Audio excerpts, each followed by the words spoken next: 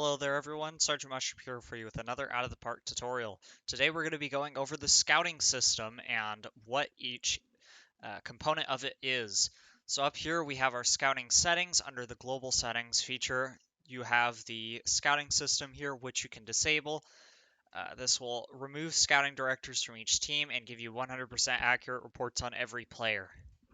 The scouting reports updates will tell you how often you will get your reports.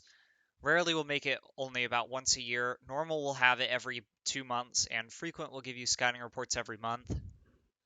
The scout report history will tell you how many reports your scouts will save, so either one report, all reports, or none. The report history will tell you how many from the OSA. This is from your individual scout versus OSA. The reports of retired players, so this essentially decides, do you want to be able to see how players were after they retired during their career? And the stats in scouting reports, you do not need to incorporate them, but if you wish to see how players performing in your scouting report, you can enable that option with this button right here. Scouting accuracy will tell you how effective your scouts are in OSA at giving player ratings. So this will determine, it's essentially a modifier upon how likely you are to get accurate scouting. So a full rescouting button, if you click this, will display or completely rerun your scouting. So each player will be rescouted by your scout and OSA, and you will get more accurate, well, not a more accurate, but an updated feel for everybody. The ratings will essentially display how your scout, or this is how your scout tells you how good the player is going to be along with OSA. They will give you a rating along these scales, displaying how effective a player is relative to everybody else. You have the choice of 1 to 5, 2 to 8, 1 to 10, 1 to 20, 20 to 80, or 1 to 100. 20 to 80 and 1 to 100 are the most commonly used scouting systems. 20 to 80 is what the actual major leagues use as well. For overall and potential ratings, you can do either values of 20 to 80, values of 20 to 80 with increments of 5, or stars. And if you wish to show ratings greater than the maximum, so for example, if a guy really has 85 grade contact and you actually want to see that rather than just getting 80 grade, you can display that right here. The relative ratings will put each player, it will slightly adjust their ratings to match what the league looks like rather than they're just raw ratings. Disabling this button will just show you what everybody looks like unadjusted. Overall ratings based on all players means that rather than showing a player's value relative to their position, it will show their value overall, how good they are compared to everybody else. So for example, a second baseman in a league with very few second basemen who of quality will have a higher rating with this button off than he will with it on. So as far as how the actual scouts work, you have your scouting under your team's home screen, front office, and scouting.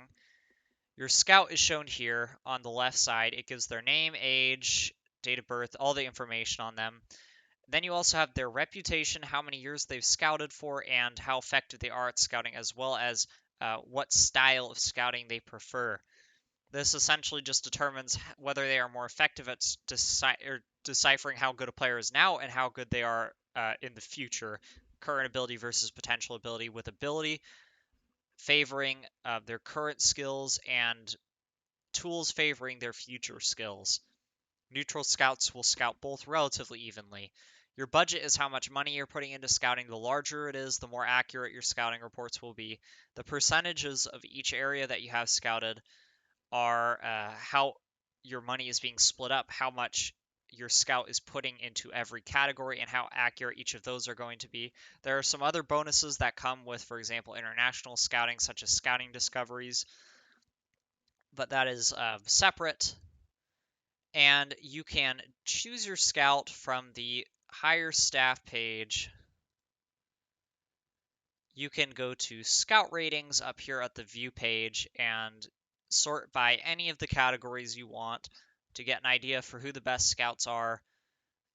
You can filter out different scouts to get the one that best fits your team and needs. And overall, hiring a better scout will help you get more accurate ratings on players. But there is, of course, more to it than just your scout and their ratings and your budget.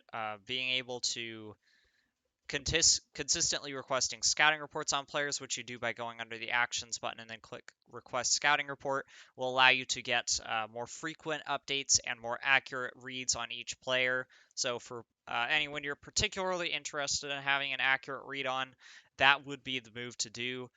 It will definitely give you a better idea of what you're looking at overall for your reports. And that's about it for the scouting system. It is relatively straightforward. Messing around with the settings and finding what works best for you is definitely something that I would recommend to everybody. How you view your players, so in particular the rating systems, are something that you should definitely have personalized to your preferences. And overall, that's really about it. Just some other things such as larger numbers are better. But yeah, I hope this video was helpful to everyone out there. If you have any questions that I did not answer in the video, be sure to reach out to me or Out of the Park Developments, and we will be more than happy to help you out in whatever way we can.